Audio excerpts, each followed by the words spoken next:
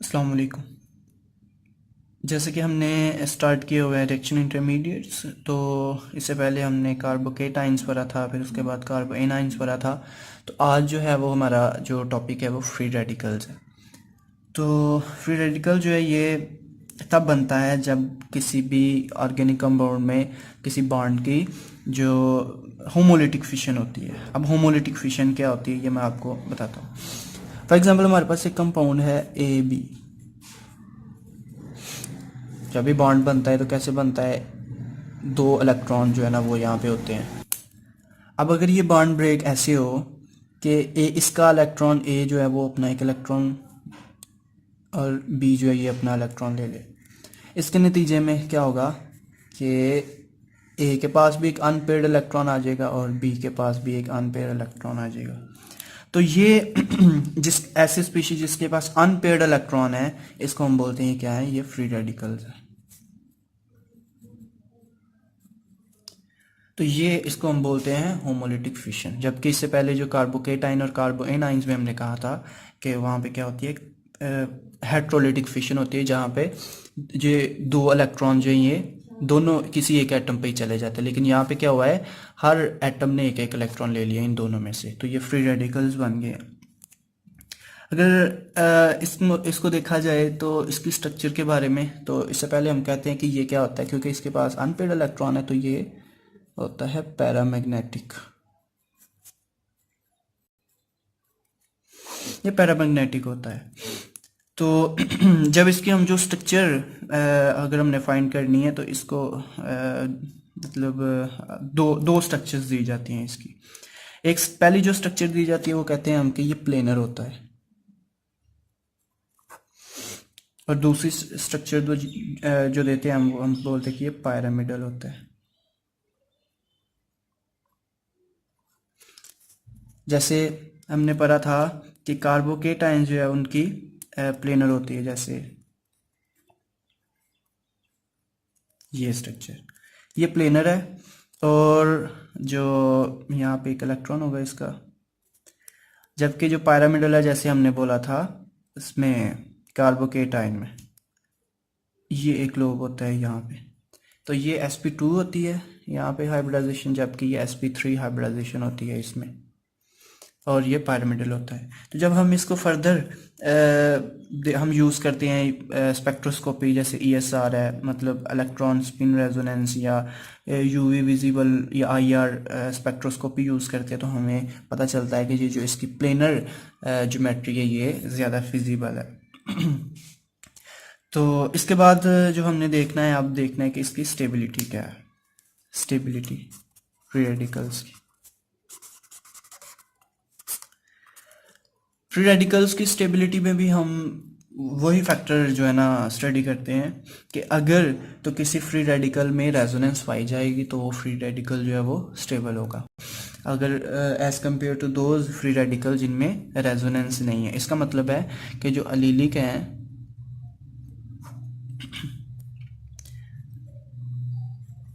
Allelic और जो benzylic हैं, इसका मतलब है कि वो क्या होते हैं, स्टेबल होते हैं। ये एरोमेटिक नहीं होते जबकि ये एरोमेटिक होते हैं, लेकिन दोनों में रेजोनेंस होती है। ठीक है, तो जिसमें रेजोनेंस होगी वो स्टेबल होगा। फॉर एग्जांपल मैं एलिलिक लिखता हूँ RCH डबल बॉन्ड CH, ये फ्री रेडिकल है। यहाँ पे क्या होगा कि ये यहाँ पे मूव कर सकता है और इसे जो फ्री रेडिकल है वो स्टेबल हो जाएगा। सॉरी ये नहीं है यहाँ पे। तो क्या करता है, ये डबल बॉन्ड यहाँ पे और यहाँ पे जो है ना ये रेजोनेट कर सकता है। तो इस पे इसको हम इस तरह लिख देते हैं कि ये फ्री रेडिकल जो है ना यहाँ पे रेजोनेंस है। और इसी तरह अगर कोई हमारे पास और होता है जिसमें बेंजीन होती है, मतलब बेंजीलिक जो है, फॉर एग्जांपल ये है, सॉरी ये फ्री रेडिकल है, तो इसमें क्या होगा, ये फ्री रेडिकल इस रिंग के अंदर आ जाएगा। तो इसको फिर हम किस तरह लिख सकते हैं, इसको हम इस तरह लिख देते हैं कि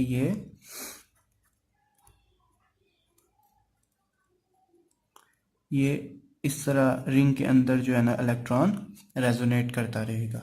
तो ऐसे फ्री रेडिकल्स जिसमें रेजोनेंस होती है वो स्टेबल होते हैं एज कम्पेयर टू दोज जिनमें रेजोनेंस नहीं पाई जाती। इसका मतलब है कि जो हमारे पास ये फ्री रेडिकल सबसे ज़्यादा स्टेबल है, इसके बाद सेकेंड नंबर पे ये, और इन इन सब से जो है ना वो हमारे पास ये लेस स्टेबल है, क्योंकि इसमें 3 फिनाइल ग्रुप है, 3 बेंजीन है, मतलब ये इस तरह होगा।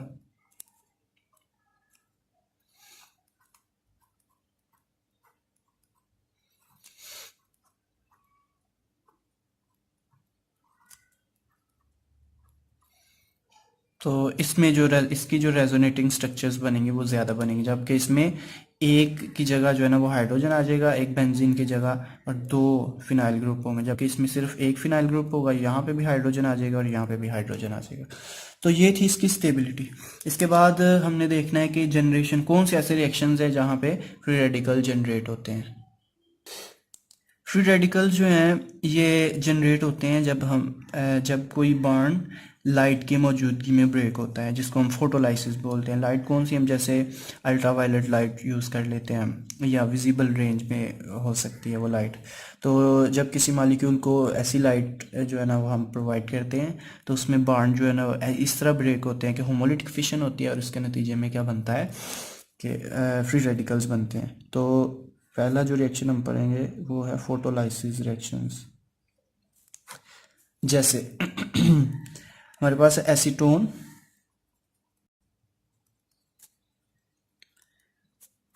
जब इसको हम लाइट प्रोवाइड करते हैं, विजिबल लाइट या यूवी लाइट, तो इससे क्या बनता है फ्री रेडिकल। यहाँ से ये बॉन्ड जो है ना ये ब्रेक होता है। हम हाफ एरो यूज़ करते हैं जहाँ पे फ्री रेडिकल्स बनते हैं, ये हाफ एरो है। एरोज जो है उनके भी मतलब होते हैं। तो सेकंड जो फ्री रेडिकल बनेगा वो, अब ये जो फ्री रेडिकल है ये फर्दर ब्रेकडाउन हो सकता है, यहाँ से ये कार्बन मोनोऑक्साइड और साथ ये फ्री रेडिकल बन सकता है यहाँ पे CH3। तो हमारे पास 2 जो है ना मिथाइल फ्री रेडिकल बन गए हैं।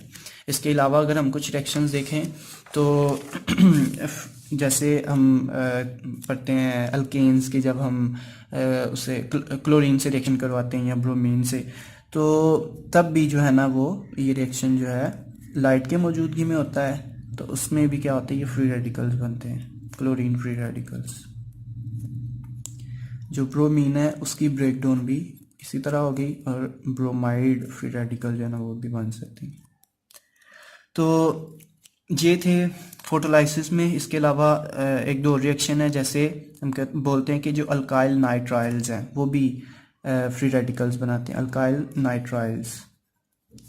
जब ये भी लाइट की मौजूदगी में ये इनकी भी ब्रेकडाउन होती है, तो इससे भी फ्री रेडिकल्स बनते हैं हमारे पास ये। और इसके अलावा जो हमारे पास आते हैं अल्काइल हाइपोक्लोराइड्स, जैसे ROCl, जब इनकी ब्रेकडाउन होगी तो इससे भी ये 2 फ्री रेडिकल बनेंगे हमारे पास। तो फोटोलाइसिस जो है उसके नतीजे में इस तरह फ्री रेडिकल बनते हैं, और जो फोटोलाइसिस के नतीजे में ऐसे बॉन्ड भी क्लीव हो जाते हैं जो कि आमतौर पे हीट की मदद से ब्रेकडाउन जिनकी नहीं होती। फॉर एग्जांपल जो एजोअल्केन्स हैं, जैसे एजो बोलते हैं जहाँ पे नाइट्रोजन मौजूद होती है, तो ये भी लाइट की मौजूदगी में क्या करते हैं, ये यहाँ से एक इलेक्ट्रॉन यहाँ से इसको मिलता है नाइट्रोजन को, और एक इलेक्ट्रॉन यहाँ से इसको मिलता है, और ये क्या बना देते हैं N2, ये N2 है, और ये फ्री रेडिकल, और एक ये फ्री, मतलब हम इसको लिख देते हैं यहाँ पे 2 फ्री रेडिकल बनेंगे, अल्काइल रेडिकल बनेंगे। इसके अलावा और भी कुछ मॉलिक्यूल्स हैं जिनमें फ्री रेडिकल्स बनते हैं तो वो भी हम देखते हैं, जैसे असाइल परऑक्साइड है,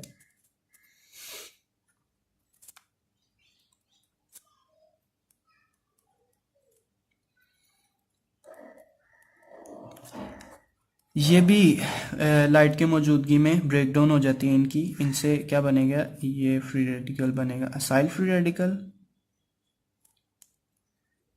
और इससे जो है ना ये फर्दर सॉरी ये असाइल नहीं है, और इससे जो है ना ये अल्काइल फ्री रेडिकल बन जाएगा और साथ CO2, ये जो है ना ये CO2 बन जाएगी और यहाँ से ये फ्री रेडिकल यहाँ से प्रोड्यूस हो जाएगा। इसके बाद हमने देखना है कि जो हीट की मौजूदगी से भी कुछ फ्री रेडिकल्स बनते हैं हमारे पास। अब हम थर्मोलाइसिस देखेंगे। तो थर्मोलाइसिस मतलब कि अब हमने जो बॉन्ड है वो ब्रेक करना है इन द प्रेजेंस ऑफ या with the help of heat. तो जैसे हमारे पास बेंजाइल पेरोक्साइड होता है C6H5,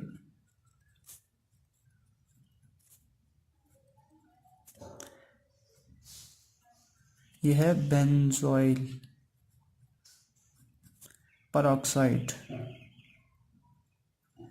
इसकी भी ब्रेकडाउन जब 70 डिग्री सेंटीग्रेड टेम्परेचर देते हैं इसको, तो क्या होता है यहाँ से फ्री रेडिकल्स बनते हैं। तो यहाँ से C6H5 COO, ठीक है, यहाँ से ये बॉन्ड जो है ना ये ब्रेक कर जाता है, ये वाला बॉन्ड इधर को और ऐसे। तो एक ये फ्री रेडिकल और दूसरा ये फ्री रेडिकल, तो ये हम कहते हैं कि ये दो इस तरह के फ्री रेडिकल बनते हैं। इनकी जो है ना वो फर्दर ब्रेकडाउन भी हो सकती है, और ये क्या करेंगे यहाँ से CO2 जो है ना वो निकल जाएगी और ये C6H5 ये जो है ना इस तरह भी फर्दर ब्रेकडाउन हो जाती है इनकी। इसके अलावा हम देखते हैं कि एक हमारे पास कंपाउंड है एजो बिस आइसो ब्यूटाइल नाइट्राइल। ये मैं इसको यहाँ पे लिखता हूँ,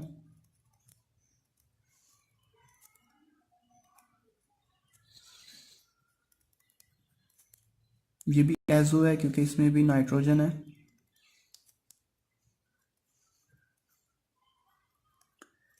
-40 डिग्री सेंटीग्रेड पे यहाँ से नाइट्रोजन जो है -N2 लिखा है, मतलब यहाँ से ये रिलीज हो जाएगी यहाँ से, और पीछे हमारे पास फ्री रेडिकल्स बनेंगे यहाँ से दो सेम इस तरह के। तो ये क्या है CH3, तो ये फ्री रेडिकल दो बन जाते हैं हमारे पास, एक ये और दूसरा ये N2 जो है ये यहाँ से रिलीज हो जाएगी। इसके अलावा जो रिएक्शंस आते हैं वो है रिडॉक्स रिएक्शन। तो ये जो दो रिएक्शंस हैं बेंजोइल पेरोक्साइड और ये जो मैंने लिखा है एजो बिस आइसो ब्यूटाइल नाइट्राइल, इसको AIBN लिखते हैं। तो इसको हम यूज़ कर लेते हैं कि मैन्युफैक्चरिंग ऑफ पॉलीमर्स जब बनाना होता है तो वहाँ पे रिएक्शंस को इनिशिएट करने के लिए हम ये दो या तो बेंजाइल पेरोक्साइड यूज़ कर लेते हैं या AIBN जो है ये यूज़ कर लेते हैं। इसके बाद रिडॉक्स रिएक्शंस है।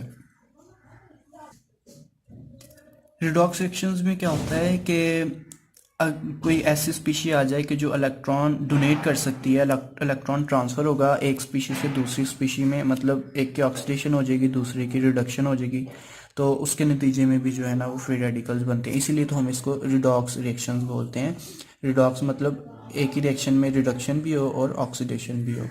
तो जैसे कॉपर, ये क्या करता है यहाँ से इलेक्ट्रॉन यहाँ पे इस मॉलिक्यूल को मिल जाता है, इसने इलेक्ट्रॉन लूज़ किया तो इसकी ऑक्सीडेशन हो जाती है, ये चला जाता है कॉपर +2 में, और इससे जो फ्री रेडिकल बनता है वो है ये फ्री रेडिकल बन जाता है। अगर ये फर्दर जो है ना इसकी ब्रेकडाउन हो जाए तो ये CO2 भी यहाँ से बना सकता है और इस तरह ये रिएक्शन चल सकता है आगे।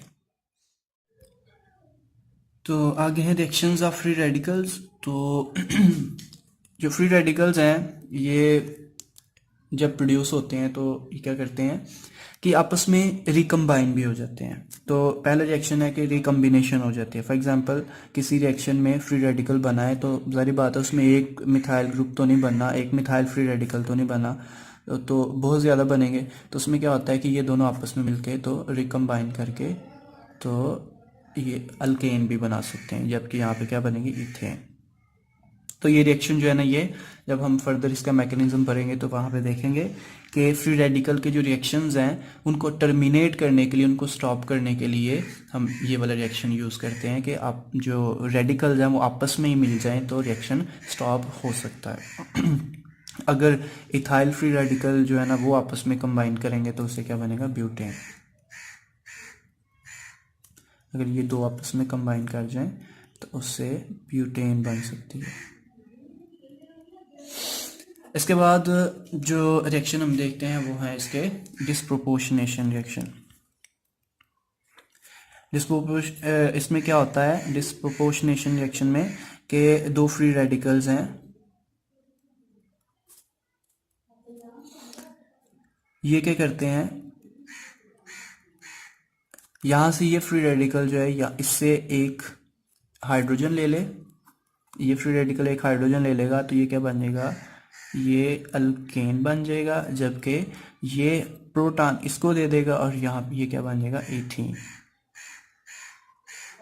तो ये रिएक्शन है, इसमें एक अल्केन बनी है जो कि क्या है, इथेन, और ये क्या बन गई, इथीन। तो ये है डिस्प्रोपोर्शनेशन रिएक्शन। इसके बाद जो हम रिएक्शन देखते हैं वो है ओलिफिन्स के साथ, मतलब अनसैचुरेटेड कंपाउंड के साथ। For example methyl free radical है, ये रिएक्शन करता है इथीन के साथ। तो ये क्या करेगा यहाँ पे, जब ओलिफिन्स के साथ रिएक्शन, और इनको ओलिफिन्स बोलते हैं जिनमें ये जो इथीन जो है ये अल्कीन्स को, तो ये इसके साथ रिएक्शन करता है तो इसके नतीजे में एक और free radical, new free radical जो है ना वो जनरेट हो जाता है। तो फ्री रेडिकल ने इससे रिएक्शन किया तो एक और फ्री रेडिकल बन गया। तो इसके बाद जो हम रिएक्शन देखेंगे वो है reactions with iodine and metals. मतलब कि ये किस तरह रिएक्शन करते हैं, तो हम बोलते हैं कि जब ये आयोडीन से रिएक्शन करेंगे या मेटल से रिएक्शन करते हैं तो ये अल्काइल डेरिवेटिव्स बनाते हैं। ऐसे आयोडीन के साथ रिएक्शन करेंगे तो ये क्या बनाएगा, मिथाइल आयोडाइड। और अगर ये किसी मेटल से रिएक्शन करेंगे, फॉर एग्जांपल जिंक, तो उससे क्या बनेगा, डायमिथाइल जिंक। जिंक के साथ दो मिथाइल ग्रुप लगे हैं क्योंकि जिंक की वैलेंसी 2 होती है। और जो हम लास्ट पे इसके रिएक्शन देखेंगे वो हैं रीअरेंजमेंट रिएक्शंस। रीअरेंजमेंट रिएक्शन बताने का मकसद ये है कि यहाँ पे भी हाइड्राइड शिफ्ट भी हो सकता है, यहाँ पे मिथाइल शिफ्ट भी हो सकता है, यहाँ पे फिनाइल शिफ्ट भी हो सकता है। जैसे हमारे पास एक कंपाउंड है एल्डिहाइड है, ये मैं लिखता हूँ यहाँ पे क्या होता है कि यहाँ से जो एक हाइड्रोजन है वो ये हाइड्रोजन जो है यहाँ से रिलीज हो सकती है। कैसे, ये हमारे पास फ्री रेडिकल है तो ये जो हाइड्रोजन है ये यहाँ से रिमूव हो जाएगी, तो पीछे हमारे पास क्या बचेगा, हमारे पास है जी sir MeCH2C double bond O, ये फ्री रेडिकल बना। अब यहाँ से क्या होता है, ये फिनाइल ग्रुप जो है यहाँ से यहाँ पे शिफ्ट कर सकता है, तो इससे क्या बच जाएगा पीछे हमारे पास, ये फिनाइल ग्रुप है PHMe, ये फिनाइल ग्रुप यहाँ से यहाँ पे शिफ्ट हो गया और ये CH2 फ्री रेडिकल बन गया। आगे फर्दर ये क्या करता है, यहाँ से ये जो फिनाइल ग्रुप है ये हम इसको इस तरह लिख सकते हैं कि यहाँ से इसके साथ ये ब्रिज स्ट्रक्चर भी बना दिया इसने।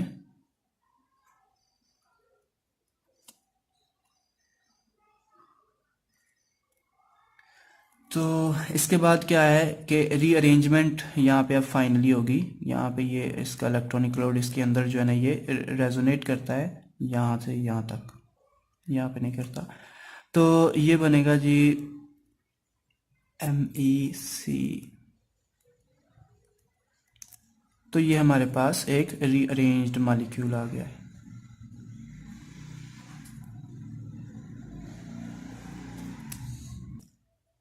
जो फ्री रेडिकल्स हैं उनका मैकेनिज्म देखें तो ये 3 स्टेप्स में होता है जो फ्री रेडिकल के रिएक्शंस है। पहला स्टेप होता है कि जो हमारा इनिशिएशन होती है, फ्री रेडिकल जो है ना वो प्रोड्यूस होते हैं, स्टार्ट होते हैं, इनिशिएट होता है रिएक्शन हमारा। सेकंड जो स्टेप होता है वो होता है प्रोपगेशन, और थर्ड पे जो लास्ट इसका स्टेप होता है वो होता है कि टर्मिनेशन। कि रिएक्शन को हमने स्टॉप करवाना है। फॉर एग्जांपल हम एक रिएक्शन लेते हैं जिसमें हम बोलते हैं कि हमारे पास मीथेन CH4, उसका जब हम रिएक्शन करवाते हैं Cl2, तो उससे क्या बनता है CCl4 प्लस 4HCl। तो ये इस तरह रिएक्शन होता है। जब इस रिएक्शन को स्टडी करते हैं, अल्केन्स के रिएक्शन जब जो क्लोरीन हैलोजन से देखते हैं, तो उसमें ये स्टेप्स हम फॉलो करते हैं। तो सबसे पहला स्टेप इनिशिएशन, मतलब कि फ्री रेडिकल प्रोड्यूस होने। क्लोरीन जो है ये लाइट की मौजूदगी में इससे फ्री रेडिकल्स बनते हैं, क्लोरीन फ्री रेडिकल्स बनते हैं। ये हमारा पहला स्टेप है। सेकंड स्टेप जो होता है उसमें रिएक्शन प्रोपोगेट करता है, रिएक्शन बढ़ता है आगे। तो फ्री रेडिकल जो है ये रिएक्शन करेगा CH4 से। तो इसके नतीजे में क्या होगा, अब इसको याद रखने का तरीका क्या होता है, अगर ये क्लोरीन का फ्री रेडिकल है तो ये अल्केन जो मतलब हमारा ऑर्गेनिक कंपाउंड है, इसका ये मालिक्यूलर फॉर्म में है। तो अब ये यहाँ से हाइड्रोजन ले लेगा, ये बनेगा HCl। अब जो क्लोरीन फ्री रेडिकल था, ये बात और करना है आपने, ये यहाँ पे रेडिकल था तो अब मालिक्यूल बन गया है, और ये यहाँ पे मालिक्यूल था तो ये रेडिकल की फॉर्म में चला जाएगा। तो अब सेकंड स्टेप में हमने क्या करना है कि अब जो अल्काइल है ये फ्री रेडिकल की फॉर्म में है, तो जो क्लोरीन है उसको हमने मालिकुलर फॉर्म में ले लेना। अब ये फ्री रेडिकल यहाँ से ये क्लोरीन को यहाँ से लेगा, ये बन जाएगा मिथाइल क्लोराइड, और हमारे पास एक फ्री रेडिकल। अब ये मालिकुलर फॉर्म में था, अब और ये फ्री रेडिकल फॉर्म में था, अब ये फ्री रेडिकल से चला गया मालिकुलर फॉर्म में, और ये मालिकुलर फॉर्म से फ्री रेडिकल में। अब इन दोनों को लेना है हमने, और क्या होगा, अब ये फ्री रेडिकल फॉर्म में, अब ये यहाँ से ये मालिकुलर फॉर्म में चला जाएगा, ये HCl बन जाएगा, और ये CH2Cl, ठीक है। और ये इस तरह रिएक्शन चलता जाएगा आगे। अब Cl तो ये अब एक Cl था, यहाँ पे 2 Cl हो जाएंगे, CH2Cl2, और ये Cl फ्री रेडिकल। इस तरह ये रिएक्शन चलता जाएगा। जो इससे नेक्स्ट स्टेप होगा वो क्या है कि एक और हाइड्रोजन यहाँ से निकलेगा, ये HCl में। अब ये फ्री रेडिकल की फॉर्म में था Cl, और ये मालिकुलर फॉर्म में चला जाएगा, और ये मालिकुलर फॉर्म से एक और हाइड्रोजन कम हो जाएगा, और ये रेडिकल की फॉर्म में चला जाएगा। सॉरी, यहाँ पे CH है। बस ये चीज़ याद रखनी, एक अगर मालिकुलर फॉर्म में तो दूसरा फ्री रेडिकल फॉर्म में, और यहाँ से CHCl3 हो जाएगा, और ये Cl डॉट। और लास्ट जो होगा इसमें प्रोपगेशन में वो ये है कि फ्री रेडिकल यहाँ से CCl3, ये फ्री रेडिकल है अभी, और इससे क्या बनेगा HCl, और CCl3 फ्री रेडिकल Cl से मिलके Cl2 से, तो ये CCl4 बना देगा, और HCl। अब अगर इस रिएक्शन को हमने टर्मिनेट करवाना है, थर्ड स्टेप है, तो ये वैसे चलता जाएगा जब तक हम फ्री रेडिकल्स को कंट्रोल नहीं करेंगे, ये रिएक्शन चलता जाएगा। तो फ्री रेडिकल कैसे जो है ना वो ख़त्म हो सकते हैं, टर्मिनेट कैसे हो सकते हैं कि जो मिथाइल फ्री रेडिकल बनेगा, और वो मिथाइल फ्री रेडिकल से मिलके तो क्या बना दे, अल्केन बना दे, या अगर Cl फ्री रेडिकल से मिलके क्या बना दे, Cl2 दोबारा से बना दे। तो ये इसको हम बोलते कि ये क्या हो गया है, इसकी टर्मिनेशन हो गई है। फ्री रेडिकल्स आपस में मिल जाते हैं, जबकि आपने यहाँ पे देखा है कि फ्री रेडिकल से नहीं मिल रहा, मालिक्यूल से नहीं मिल रहा, बल्कि अपोजिट है। फ्री रेडिकल है तो दूसरा मालिक्यूल है, एक मालिक्यूल है तो दूसरा फ्री रेडिकल है। तो ये है इसका मैकेनिज्म इस फ्री रेडिकल्स के रिएक्शंस का। फ्री रेडिकल जो है इनकी बहुत सी एप्लीकेशंस भी हैं, बहुत से ऐसे रिएक्शंस हैं जहाँ पे फ्री रेडिकल्स जो है ना इसकी हेल्प लेते हैं। फॉर एग्जांपल मैं एक एग्जांपल लेता हूँ कि जब हम एक मार्कोवनिकोव रूल पढ़ते हैं कि अल्कीन्स जो है उनमें जब हम hydrogen for example hydrogen acid जो है ना वो ऐड करवाते हैं, जैसे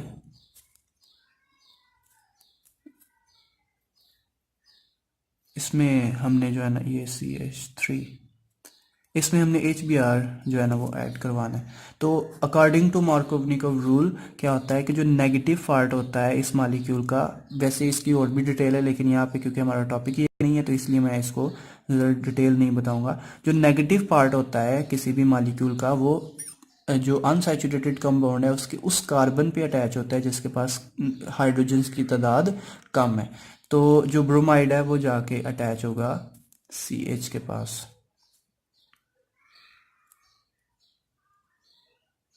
और जो हाइड्रोजन होती है वो अटैच हो जाती है किसके साथ, जिसके पास हाइड्रोजन की तादाद ज़्यादा। डबल बॉन्ड इन दोनों के दरमियान है तो हम इन दोनों की बात कर रहे हैं।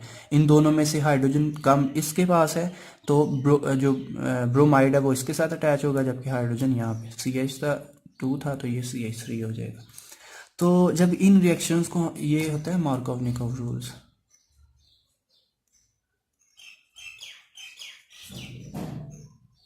इन रिएक्शंस को हम रिवर्स भी कर सकते हैं, मतलब अगर आपने ब्रोमाइड जो है वो यहाँ नहीं लगाना रूल के अकॉर्डिंग नहीं, बल्कि आपने एंटी रूल करना है, एंटी मार्कोव-निकोव रूल करना है, तो वहाँ पे हम क्या यूज़ कर लेते हैं, फ्री रेडिकल मैकेनिज्म होता है, एंटी मार्कोव-निकोव्स रूल।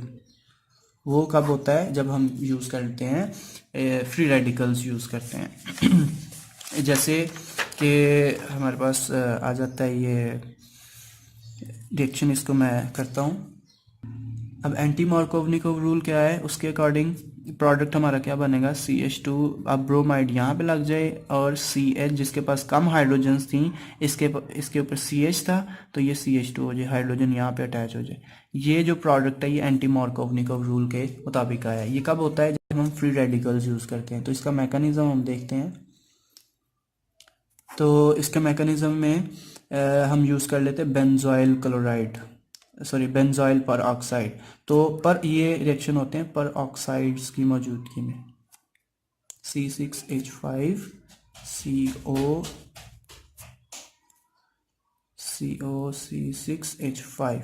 तो इसके नतीजे में क्या फ्री रेडिकल प्रोड्यूस होता है, C6H5 C double bond O dot. तो ये फ्री रेडिकल है, ये क्या करता है, ये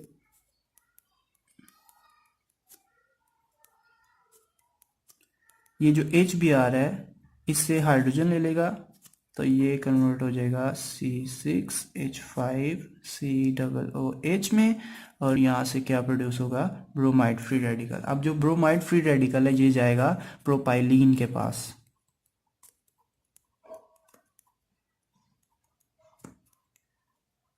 अब इसके पास दो ऑप्शन है, ये इधर भी अटैक कर सकता है और ये इधर भी अटैक कर सकता है, लेकिन ये क्या करेगा, ये अटैक करेगा इस कार्बन पे। क्यों, वो भी मैं बताता हूँ, उसकी रीज़न भी है।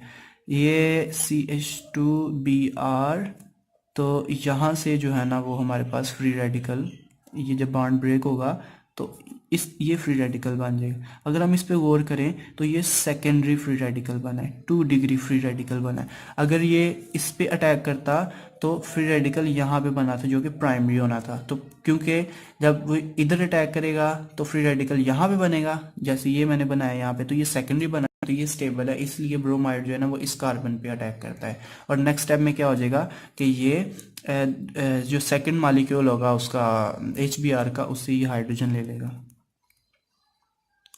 यहाँ से जो है ना ये इसके साथ हाइड्रोजन अटैच हो जाएगी और ये क्या बन जाएगा, CH2Br CH2CH3।